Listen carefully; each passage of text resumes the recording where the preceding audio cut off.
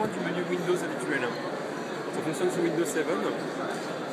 Mais en fait, là, on est sur une surcouche applicative. Donc, si tu veux, on rentre dans le menu surface de cette façon-là. On accède à un carrousel d'applications. Donc, c'est une interface dite naturelle. Et à 360 degrés, tu vois. On peut changer. Donc, c'est vraiment fait pour être autour de la table, collaboratif, donc à plusieurs personnes. Et je vais te montrer ce qui fait vraiment la spécificité de Surface. Juste prendre les éléments, voilà. Alors, pour commencer, ça reconnaît les objets. Par exemple, là, je pose une carte, donc il m'a reconnu. Et il va lancer une recherche, voilà, la recherche que je lui avais demandé de faire avant. Donc, ça va être par exemple le web. Donc, il va nous sortir des images relatives à le web, qui va chercher directement sur Internet. Et l'idée, si tu veux, c'est que voilà, tu vois, là, on n'a plus de 6 points de contact simultanés, mais c'est pour montrer que c'est massivement multitouch. Donc, on peut être à plusieurs interagir simultanément. Alors là, par exemple, on va avoir accès à des Microsoft Tags. Tu vois, tu prends en photo avec ton téléphone et ça va pouvoir t'amener sur de charger le contenu relatif à cette image. Donc voilà, c'est pour te montrer déjà la reconnaissance d'objets. Tu peux faire apparaître un clavier, faire une recherche spécifique. Et deuxièmement, je vais te montrer un petit peu comment ça fonctionne. Ça va te permettre de te faire une idée. Voilà, je vais te montrer ce que c'est que PixelSense. Voilà, on est vraiment sur un système de vision et pas un écran sensitif ni capacitif. C'est-à-dire qu'en gros, tu vois, je pose mes mains, en fait l'écran voit littéralement, en fait, sans caméra, il arrive à voir les mains. Donc ça, si tu veux, chaque pixel va se comporter comme une caméra miniature. D'accord. Donc voilà, c'est ce qui nous permet à la fois la gestion multiple de points de contact et la reconnaissance d'objets. Alors je te dis gestion multiple de points de contact, c'est vraiment massivement. Par exemple, sur cette application, je pose un doigt, j'ai une identité, ça comprend même l'orientation de mon doigt, c'est que ça calcule l'ongle sur le doigt.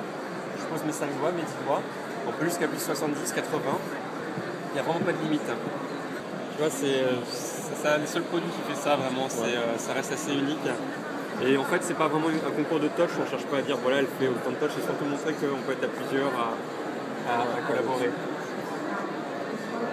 Alors, la cible en fait visée par la table, c'est vraiment le marché des entreprises. Donc ça peut être des clients. Alors là par exemple c'est Absolute. Donc là c'est sympa cette application. Par exemple tu vois je vais chercher des morceaux et alors non seulement je vais pouvoir m'improviser DJ, mais en plus ça va faire la promotion des cocktails Absolute. Donc tu vois les consommateurs vont pouvoir connaître un peu mieux les cocktails Absolute dans des pubs par exemple. Donc là on va lancer la musique. On peut réellement mixer. Là, on peut même scratcher. Et par rapport au nombre de battements par minute, tu vas voir les cocktails qui vont changer. Donc c'est un côté c'est rigolo, ouais, c'est histoire de se divertir.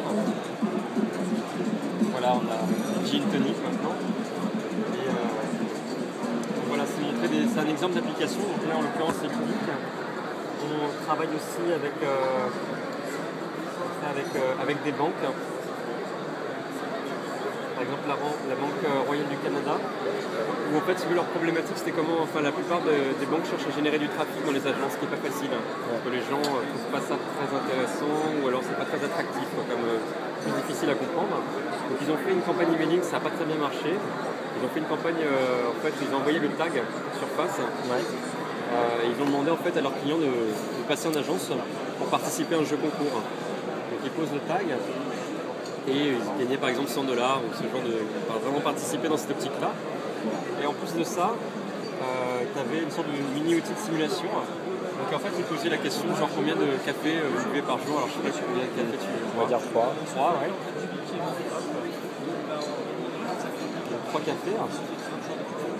Donc en gros l'idée c'était de dire par exemple si tu ne bois pas de café pendant 2 ans avec un taux de 2%, tu économiserais par exemple devant les 2400$. Donc c'est dans cet esprit-là.